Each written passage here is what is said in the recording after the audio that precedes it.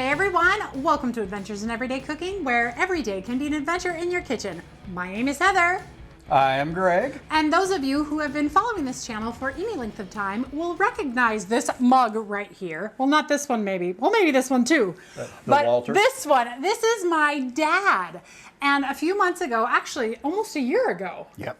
A year ago, we did this meat candy video right there. Like, if you want to see that one, that was fun.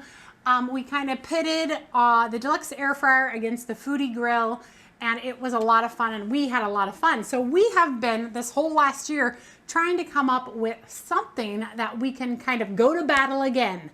And today's battle, we decided, is ribeye. Ribeye. Oh my goodness. 3 inches thick. Pick this thing up and show them just how big this ribeye is. Look at that. Huge.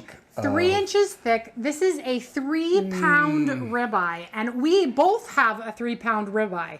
And I am going to do mine in the sous vide, and then I'm going to sear it at the end. And he is going to do his just the traditional method, and we're going to test it at the end and see who the winner is. I know I'm ready for this adventure because I love ribeye. Me too. All right, so we're going to start off with his method first. So what are you going to do for yours? Well, I just want to make a quick note.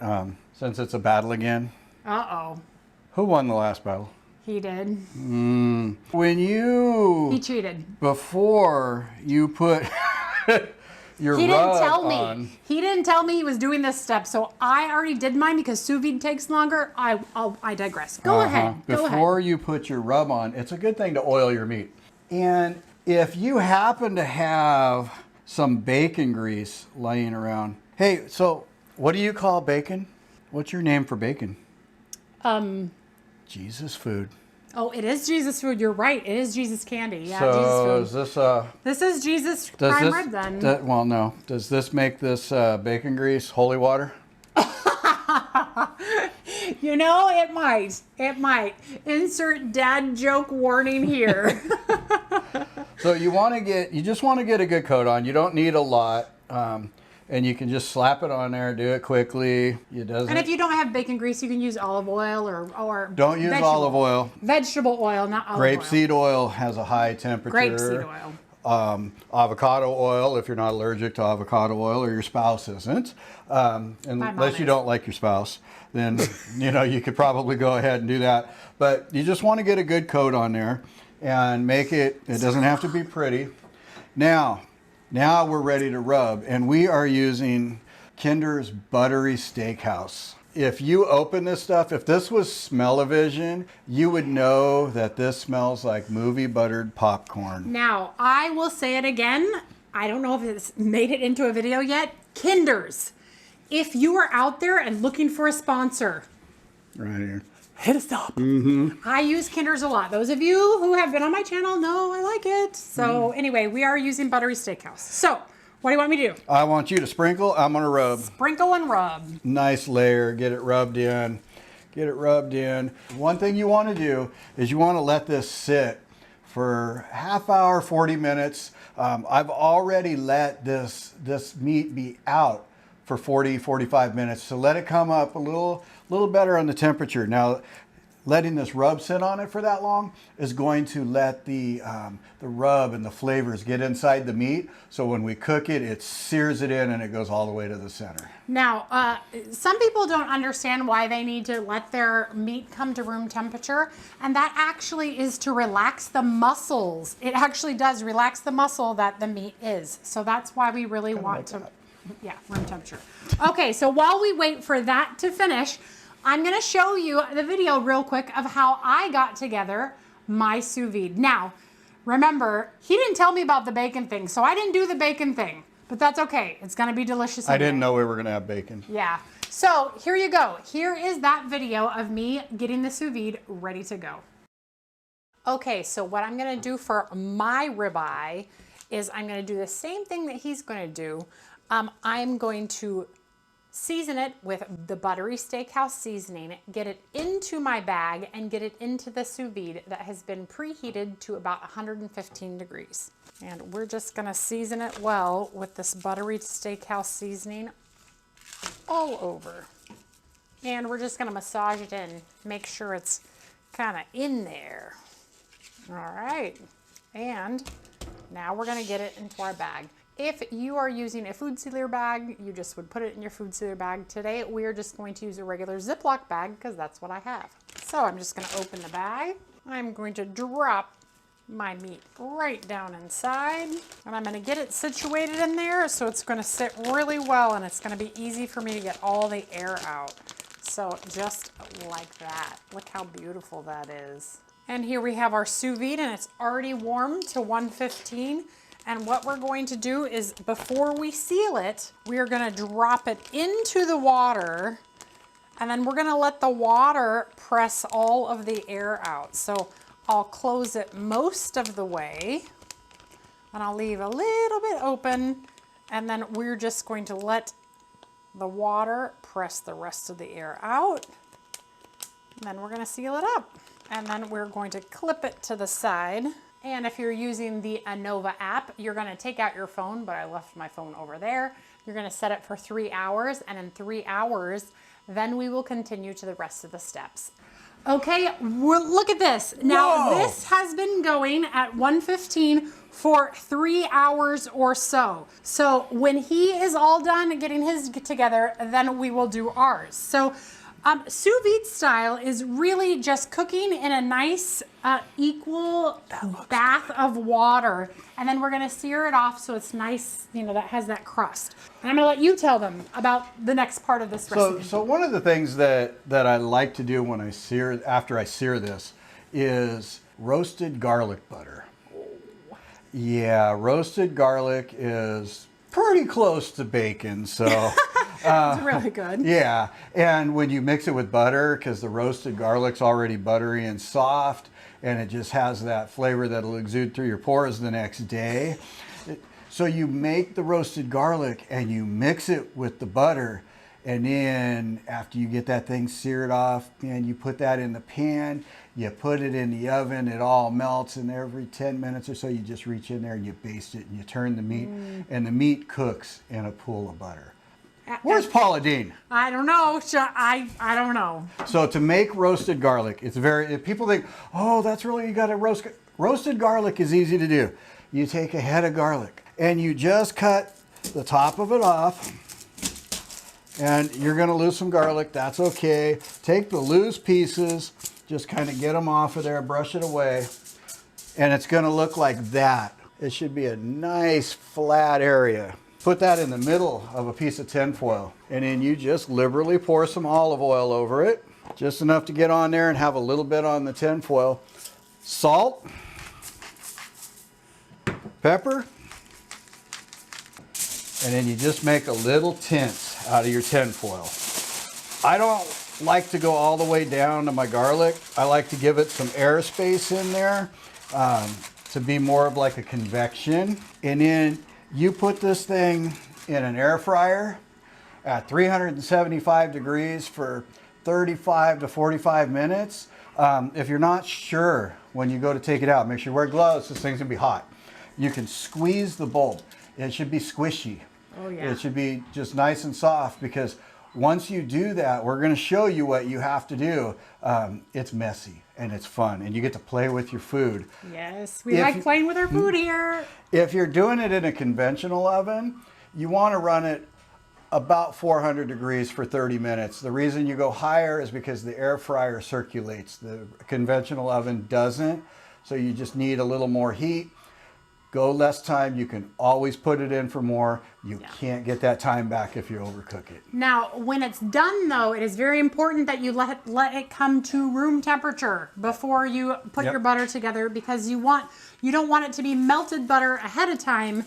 You want to actually make it like a paste. So we have some already done that we're going to show you how we're going to make the garlic butter. So are you ready for that? We're ready for that. Let's go. And through the magic of TV, we have roasted garlic. Welcome back. 45 minutes later. Yeah, it's been cooling for 45 minutes. Now, check this out. Okay. Smell that. Ooh. Look at the color on that. And see, it squishes. And you'll see when I push it out into the bowl, So you just want to grip this bad boy and don't be shy. Just squeeze it. Wow. And that garlic will come out of there. I have literally never roasted garlic. And so I'm really excited that we roasted garlic today in the air fryer because I've always wanted to do it. I just haven't ever done it. So I appreciate this. I probably shouldn't have learned how to roast garlic years ago because I've done a lot of different stuff with it. And one of the things, so this I like to do, I like to just give it a rough mix for what we're doing here today. So I just take this bowl and soften butter and just get in there and kind of, it mashes the garlic up a little bit and it kind of mixes it. And you can let this sit off to the side for a while just to get the flavors married and get them going, because I'm literally, well, that's not true. I did put bacon grease on that meat. I'm really not seasoning it other than this and the Kinders and the pig who sacrificed his life for yummy goodness. So you get it just kind of mixed up, just About like that? about like that. Yeah, you just get a nice mix on it. Now, something else that you can do with this, it involves a food processor.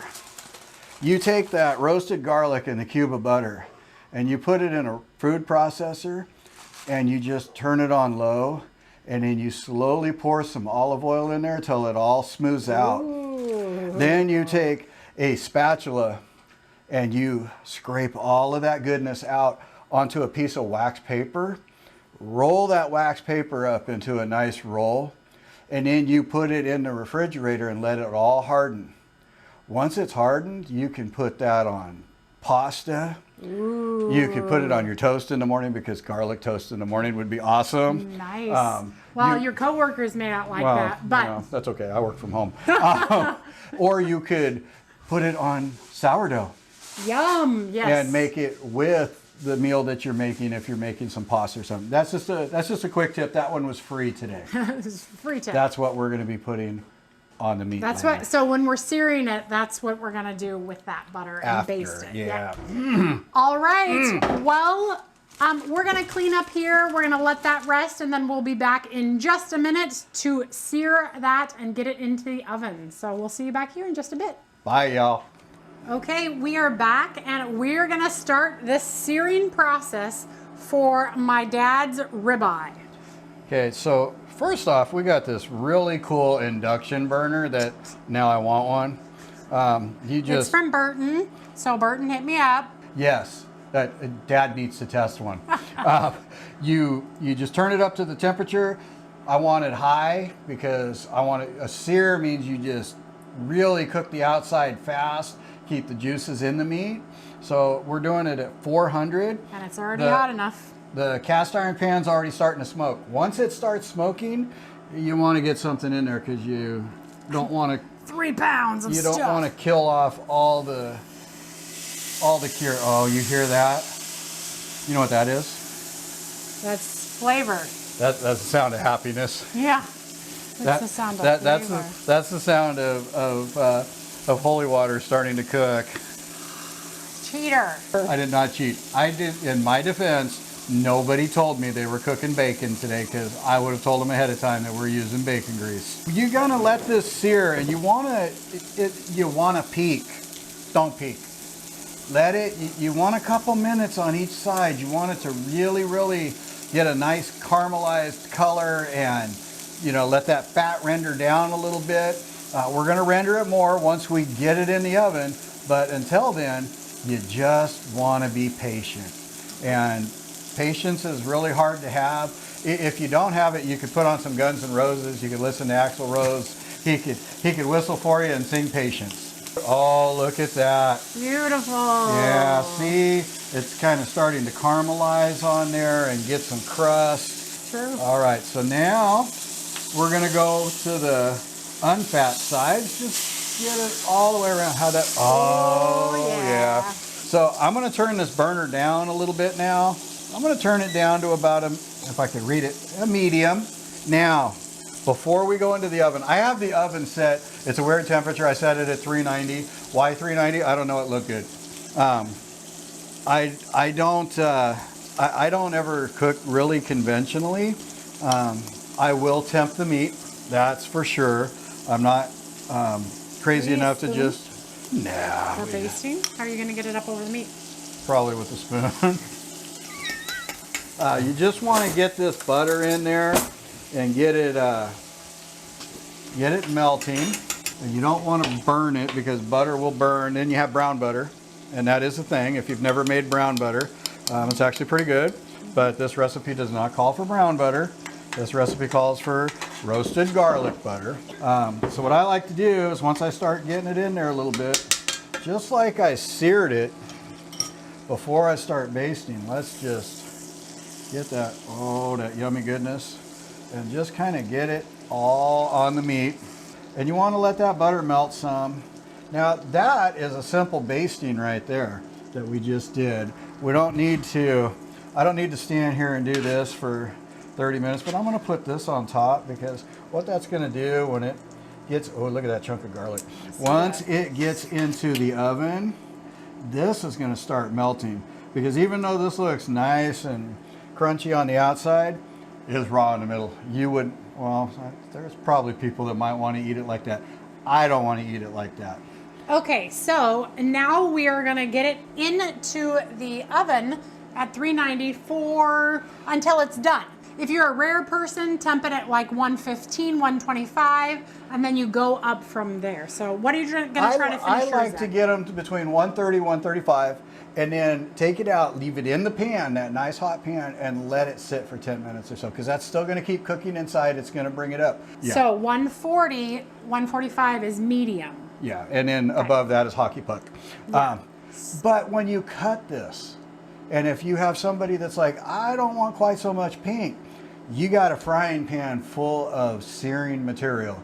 You just put that on the burner top, sear it to where they like it, and everybody's happy. Okay. So we want about a medium rare is what we want to finish with. So we're assuming it's going to take like 15 minutes In the oven? in the oven?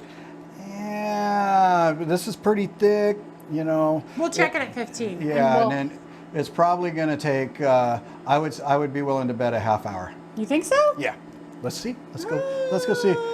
But we'll check it at 15 That's minutes. right. We'll check it and at then we'll check 15. it every 5 minutes after that. There you go. Okay, you guys, we'll be back when that is ready to come out. Because as soon as that is done, then we'll be done with this and sear it off. And this will just take 5 minutes. So we'll be back when that's done and resting. And yeah, let's go. All right. Okay, we've come to temperature. And check it out. Look at how beautiful that looks. That's a thing of beauty. I just want to mention it took 28 minutes. 28 and a half 20 minutes. Seconds. Mm-hmm. So he's going to get this out of the pan, and we're going to rest it. On this beautiful plate. Oh, And look we're at all going to that let it garlic rest on while we sear mine. Just to make it rest a little better. Look at how that butter and the grease and yeah.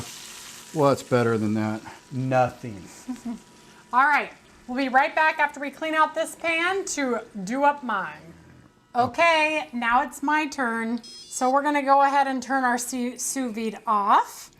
And I am going to get this guy out, but I'm going to go ahead and put him on a towel so he doesn't wet all over the place. Okay, so let's go ahead and get we're going to do medium to medium high. There we go. So about 300 degrees if you have one of these fancy pans. And then we're going to oil the pan, and we're going to take our tongs and we're going to get this That's why I'm the dad. out. So this was finished at a rare state. So as you can see, we have a little bit of brownage, but not really. That's mostly from the marinade or the rub. So we're going to do the same thing my dad did. We're just going to sear it for a couple minutes on all sides. You got enough bacon grease in there? Oh yeah. Oh, you're going to do the butter though after, so Yeah. baste it for a little while. Yeah, Yeah. so that'll be good.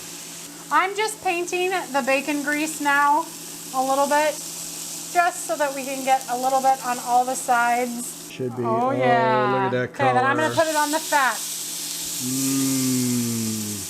So this one should finish around 120 to 125, probably just 120. That one is at probably will finish around 135, 140. And just so you know, when we cook this one in the oven, We use the thermometer. We put it in. We're able to get a thermometer that you can set the temperature you want and let it go. You don't even have to think about it. It'll alarm for you and let you know that it's ready. Heather had said 15 minutes. I said 30. We were both wrong. I was 20. more right. But really, you know. If he had been doing it at medium rare, it would have been done. But, oh, I forgot the butter. Hold on. You know, see, it was almost a fail. That's why Dad's here. Okay, so now we're gonna stick the butter in and we're just gonna baste it for about 30 seconds. So we'll let it melt just a bit. That is even a thing of beauty. I know. Look at all of that butter. Look at all that garlic. Oh. So basting is basically we're just gonna pick up the butter, spoon it over the top of the meat for just about 30 seconds, and that's it for me, man. Let's turn off our burner. Leave it in the burner? Nope. No? Nope. Leave it in there? Nope. Oh. I don't want the residual heat. I want it to finish. That butter? No, we'll save the butter. But we definitely don't want to overcook this. And this pan is still, it's cast iron. It will still continue to cook that for probably another 30 minutes if I left it in there. So now we're going to rest these for the minimum amount of time for 10 minutes.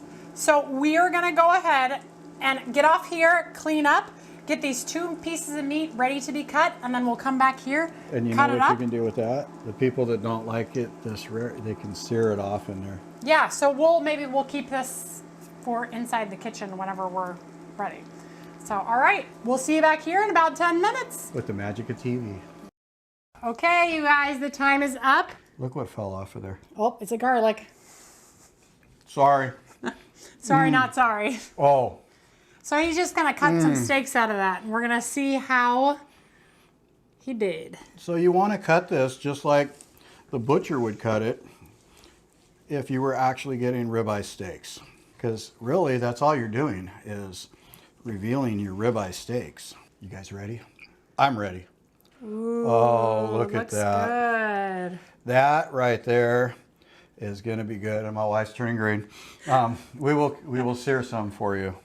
Okay, all right. Now it's Heather's turn. And this one was the one that was finished about 115 and probably is only sitting about 120-ish. So tender. I don't know how yours just cut. It cut like, it was like a hot knife going through butter. But there you go. Oh. There is the other one. Okay, so now the taste test time. Okay, so what are we going for first? We going for yours or mine? Let's go for yours first.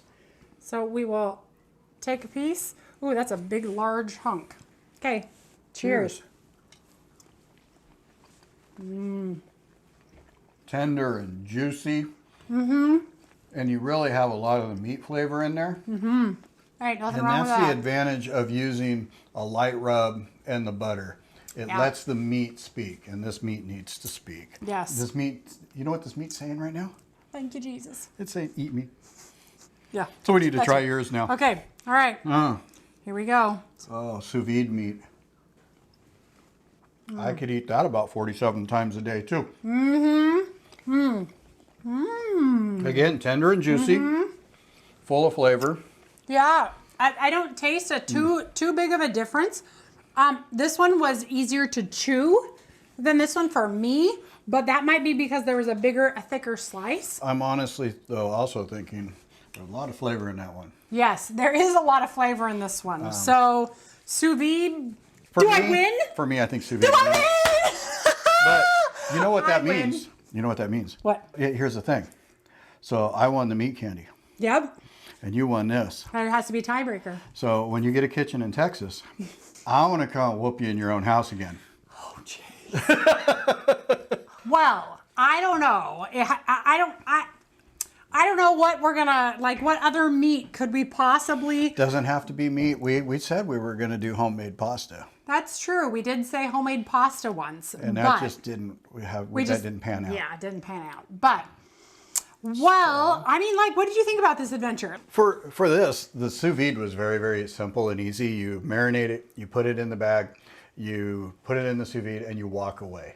Yeah. You literally walk away for hours. You could put it in the morning, go to work, come back, dinner is pretty much done. Yeah. this method, honestly, I've done one of these in my smoker and it was really good. But that took a long time too. So for convenience, The sous vide. I'm on the sous vide. Well, I'm really glad that you said that. No. Now she wants. See, I cry. Now she's trying to make me cry. So I don't know that I'm going to see him for Father's Day. So guess what? Your Father's Day favorite present. daughter got you. Is Cassie gonna see this? Thank you. You're welcome. So now we have We are twinsies. matching Anova precision cookers. Nice. Yes. All right, you guys. Well, if you enjoyed that video, please give it a like, share it with your friends, and subscribe to my channel. I do videos several times a week, although right now, as I'm transitioning to Texas, there's a little less videos, but don't worry, I will get back on the ball very soon, and you will see more videos of fun and, just adventuring the kitchen any way we know how. So, I guess that's it. That's that for that adventure. This was fun. All right, Let's do you it guys. again. Yes. We'll see you later. Bye. Bye.